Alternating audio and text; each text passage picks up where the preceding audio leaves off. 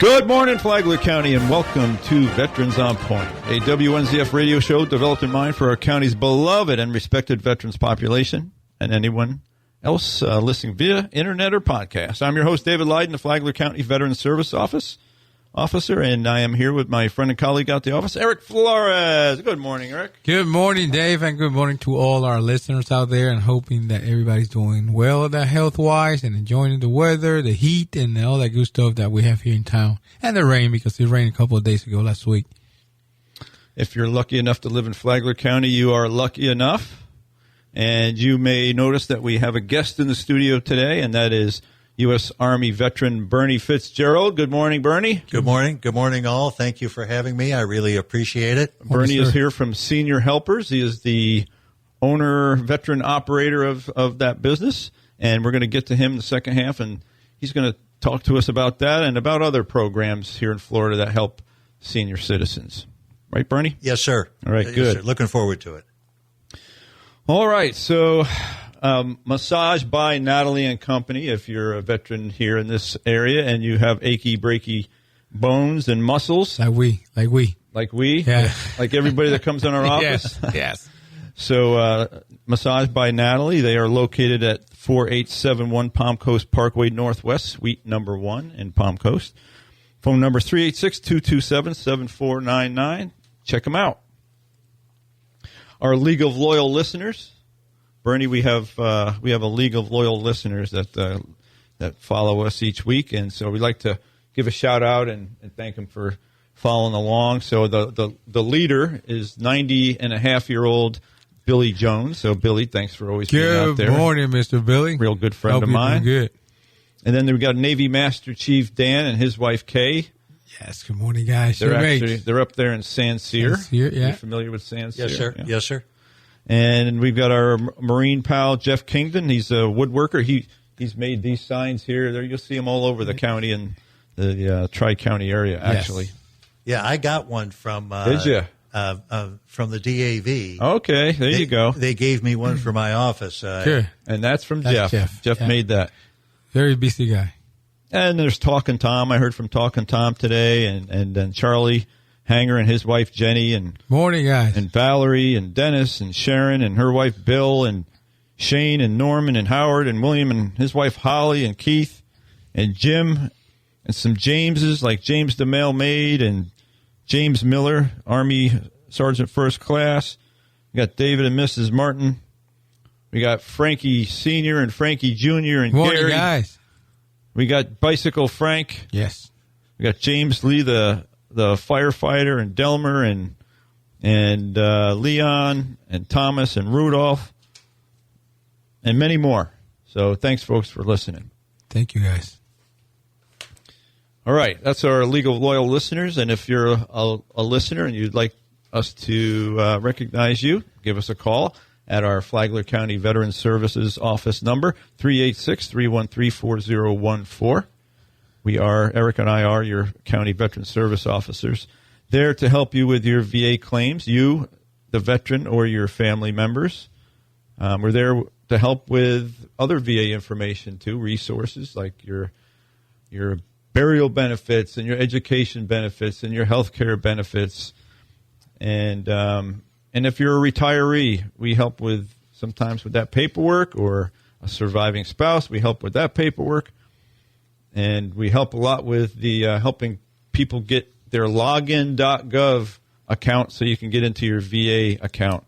Now you need that login.gov for Social Security and many other things too. So it's kind of a pain in the backside to do, but I helped somebody with it today, and took 3 times to get the driver's license to upload into the program, but it finally went through. Takes some time, but it's like a challenge, Yeah. Wow, I got one done. Time and patience. Yes.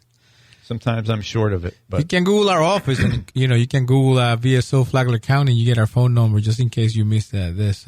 We get a lot of calls by using the Google search engine, but make sure you get the most update one, because I have a customer last week that called. He wanted to make an appointment with Sal, and unfortunately, I told him Sal is in heaven unless you want to go to heaven and visit him. So Wow, that's Sal retired in 2016. 2016. I yeah. replaced Sal. So Yeah. that's what they're I don't know where he their got Rolodex. that, yeah. They must be using the old Yeah, spinning that's Rolodex. Probably, yes. Yeah. Okay, so moving right along. Now, Bernie, we've been highlighting a president every week for the last. We've done it 21 weeks so far. This is the 22nd week, and we do that because we like to talk about history on this program. But also, these are our commander in chiefs. This is a veteran program. These folks Right. are commanders in chief. Many of them were military themselves. Grover Cleveland, the 22nd President of the United States, lived a life marked by principled stubbornness and quirks that set him apart from the polished image of a typical president. Born in 1837 in Caldwell, New Jersey, he was the son of a Presbyterian minister raised in a modest household with 8 siblings. His path to the presidency was anything but conventional, and his story is peppered with lesser-known facts that reveal a man of grit, integrity, and peculiar habits. Cleveland's early career was far from glamorous. As a young man, he worked as a clerk in a Buffalo law firm, earning a meager $4 a week. Too poor to attend college, he taught himself law while living in a boarding house, passing the bar in 1859. His work ethic was relentless, and by his 30s, he earned a reputation as a dogged lawyer who despised corruption, a trait that defined his political rise. As Buffalo sheriff in 1870s, Cleveland personally performed executions, a grim duty he refused to delegate. He later admitted the hangings haunted him, but he believed shirking responsibility was a sign of weakness. Elected president in 1884, Cleveland became the first Democrat to win since the Civil War, breaking a 24-year Republican streak. His campaign was no fairy tale. Opponents smeared him with claims he'd fathered an illegitimate child, to which he responded with blunt honesty, admitting he'd supported the child financially despite uncertain paternity. Voters admired his candor, dubbing him Grover the Good. As president, he wielded the veto pen like a weapon, rejecting 414 bills in his first term, more than double the total of all previous presidents combined. His reasoning? He loathed wasteful spending and refused to bend to political pressure. One of Cleveland's oddest quirks was his aversion to the White House. He found it stuffy and preferred sneaking off to a nearby farm to relax, often fishing or sipping whiskey with friends. During his second term, he's the only president to have served, except for now, 2 consecutive terms. He underwent secret surgery for mouth cancer aboard a yacht to avoid public panic. The operation was hidden for decades, with only a few aides aware he wore a rubber jaw prosthetic.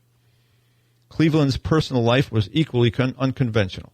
At 49, he married 21-year-old Frances Folsom, his former ward in the White House, the only president to wed there. Their age gap raised eyebrows, but their marriage endured, producing 5 children. After politics, Cleveland retired to Princeton, where he spent his days debating locals and shooing students off his lawn. Not shooting, but shooing. He died in 1908, leaving a legacy, a president who valued principle over popularity, with quirks that made him undeniably human. And here's a quote of the week from Grover Cleveland. Though people support the government should not support the people. And I think he meant financially, not. Yeah. So that's Grover Cleveland, our 22nd president. And we always learn something every week from these presidential readings. I don't know. Indeed. Well, I agree, and we should remember that quote. Yeah, I'm with you on that one. Yeah. So, you said you told us earlier that before the program, you just became a member of DAV 86. Yes, sir. Chapter 86. Yes, sir. And this is part of the program where we say, drivers.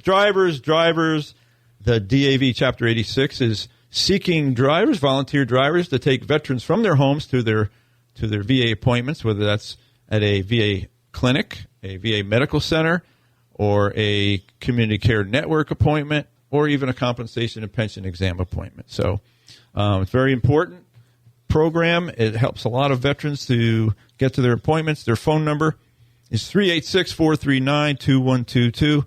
That's 386-439-2122. Find out how you can become a volunteer driver or find out how you can take advantage of the transportation program. You don't have to use your own vehicle if you're a volunteer driver. The DAV does have VA vehicles for that purpose.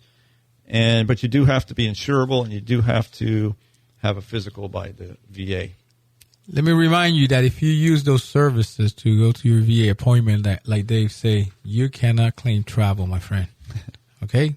Don't be smart and claim travel, because that's not legal. That's not legal. That's a good point. And that subject does come up once in a while. People ask, and I say, well, what do you think? Yeah. You didn't spend your gas going down there. Do you think you should claim travel? That's an easy one. That's a frivolous claim in my mind. And just a couple of notes here from VA News. The Senate just recently passed a VA Home Loan Program Reform Act that replaces the VA Servicing Purchase Act, which is to help veterans who are getting behind in their mortgages. I think it still has to go to the president for a signature. So keep an eye out for that if you're having any problems with your mortgage issues.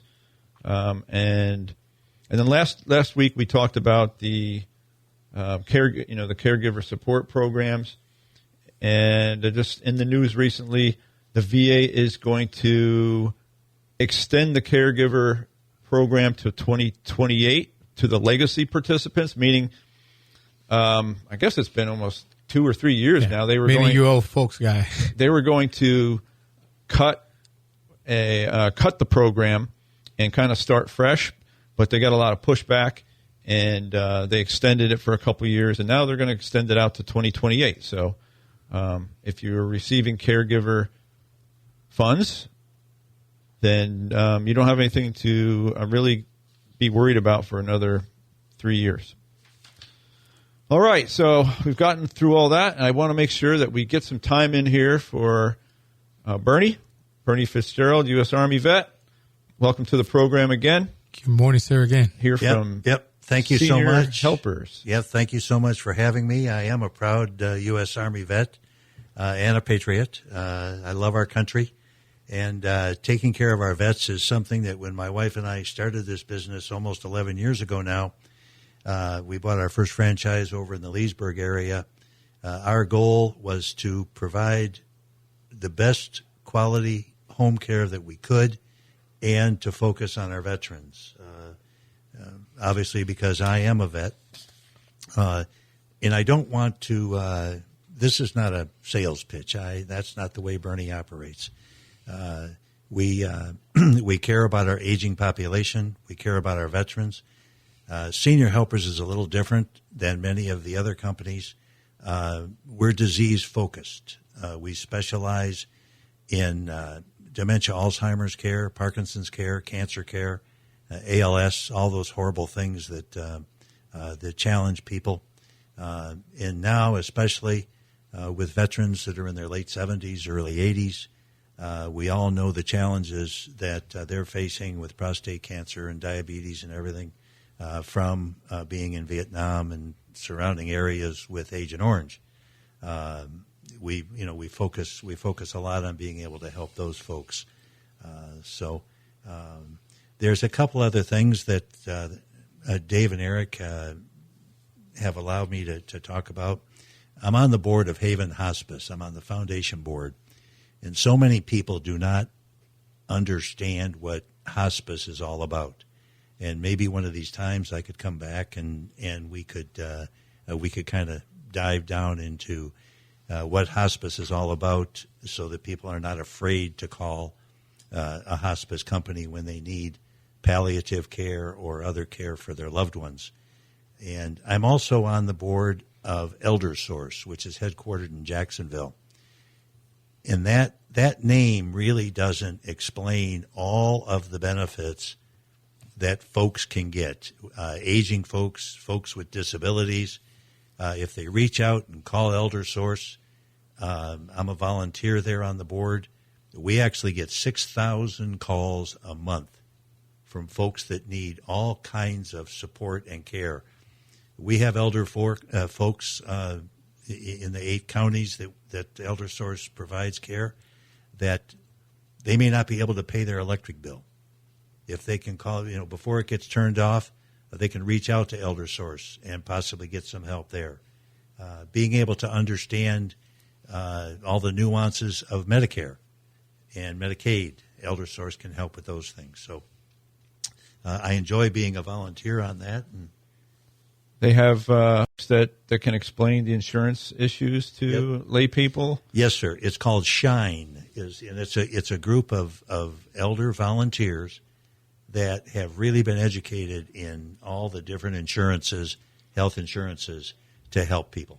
That's good to know. I just had that question come up today, and because as the spouse who's eligible for Champ VA, which would be a third insurance for her because she's got Medicare, she has Blue Cross Blue Shield, and the Champ VA would be there, but she is reluctant to give up the Blue Cross Blue Shield because she doesn't know if the free health care from the VA would satisfy some of her prescription.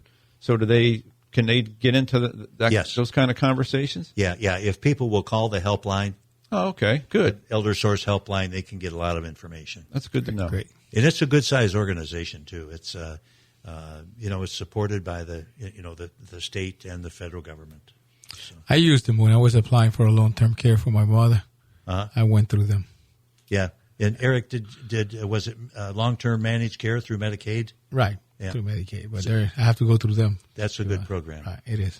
Yeah. Humana is involved in that. Humana was, They were the ones, yeah. The guy from St. Augustine, yeah.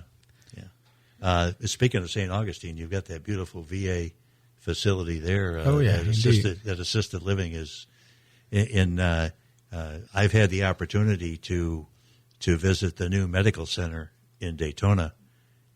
What a facility that is!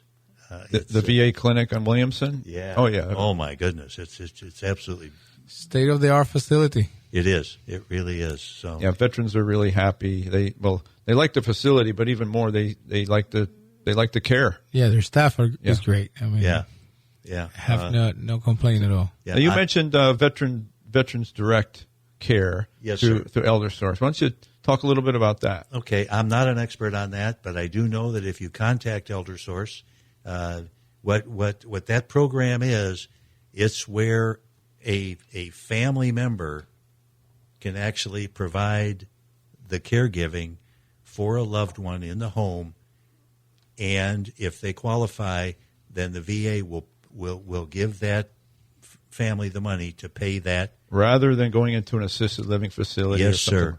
Right. Yes, sir. And what we do find. So is that is sponsored by VA, you say?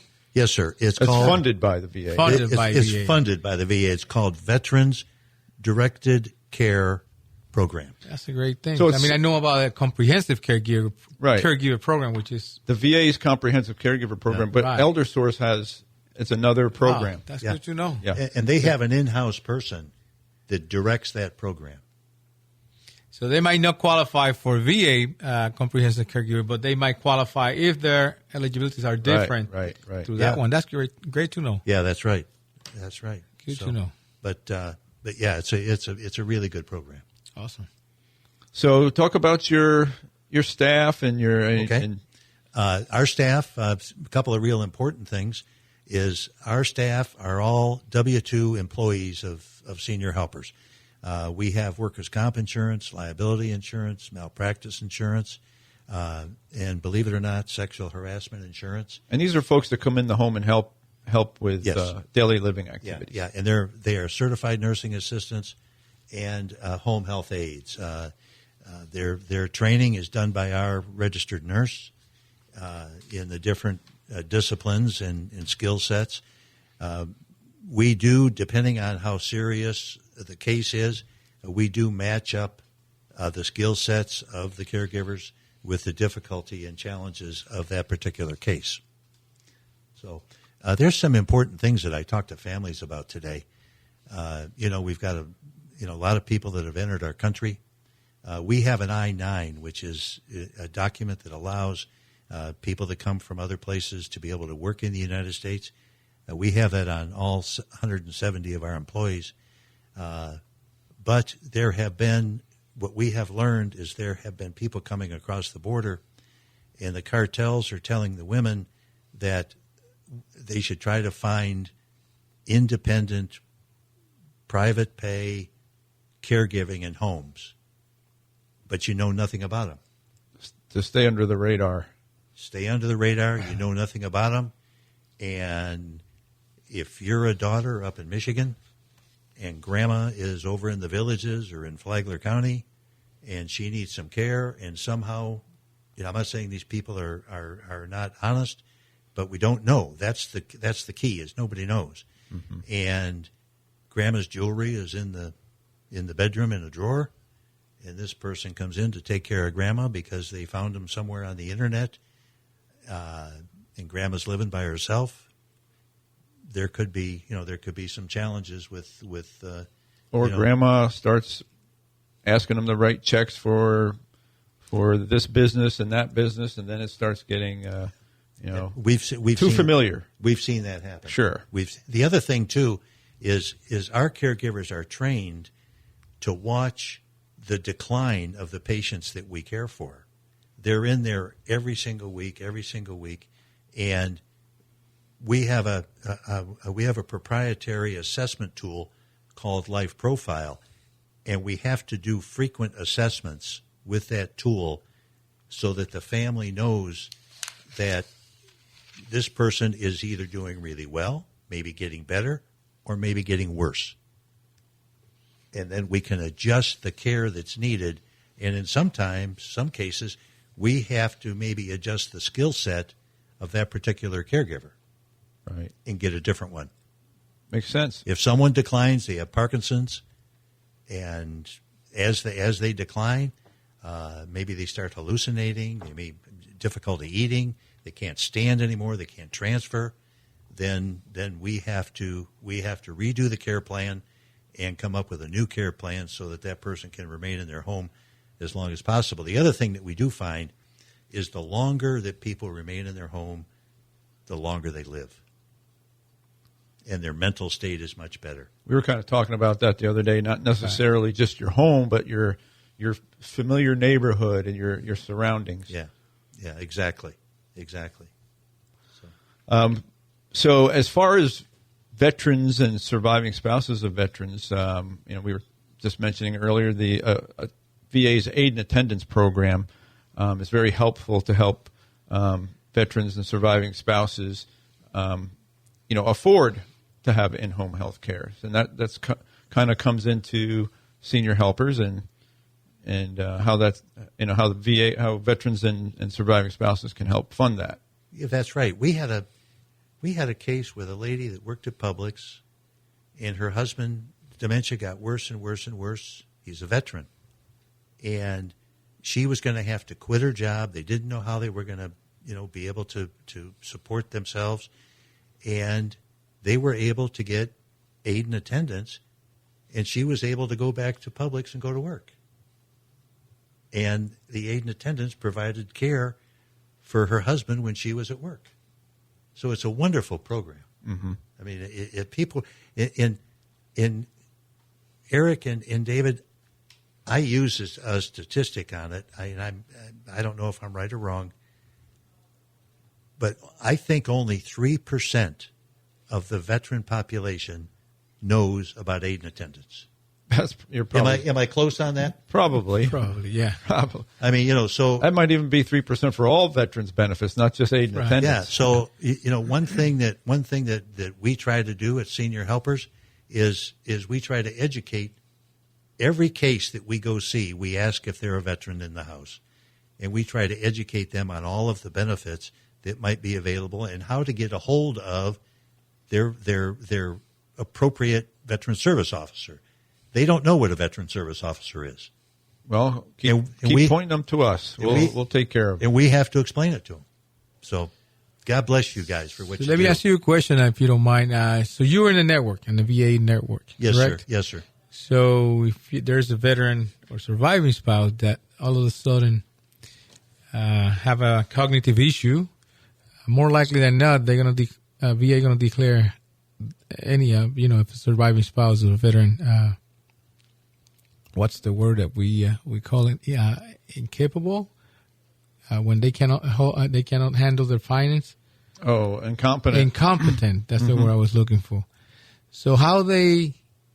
My point to you: do you get in the VA contact you, and or Yes. in that case, or a fiduciary contact you in the case, and then try to Yeah. We work with the Orlando VA and the North Florida, South Georgia VA, and now with the new medical center in Daytona with the social workers there, and they send us an authorization to provide care for that family, for that veteran. Well, gentlemen, we've expended our time for today. I'm very grateful. Yeah. And Bernie, I appreciate you being here. Yes, it's very indeed. Informative. Yes, it is. And I learned too. We please, always learn something. I just learned about that Veteran Think program, Veterans Direct Care. Care program. So we always learning. So what we got to let you know is that no country, no state, no community does more for veterans than the United States of America, the great and free state of Florida, the wonderful Flagler County, the lovely city of Palm Coast, and all of our beautiful beach cities. We ask you to be a victor, not a victim. Be educated, not indoctrinated.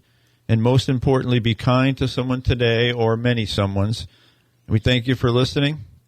Any final thoughts, gentlemen? Go ahead, Bernie. Just God bless America. Amen. That's good. Thanks a lot, guys, for listening and watching to our show, and we'll see you next week. And Bernie, if you want to come back and talk about hospice one day, we can do that. That'll be too. great. Yeah, I'd like to do that. Because a lot of people think, hear that word hospice, and they're thinking in the worst, and it's not. Yeah, they get frightened. They get frightened. So, All right, folks, take care. Bye-bye.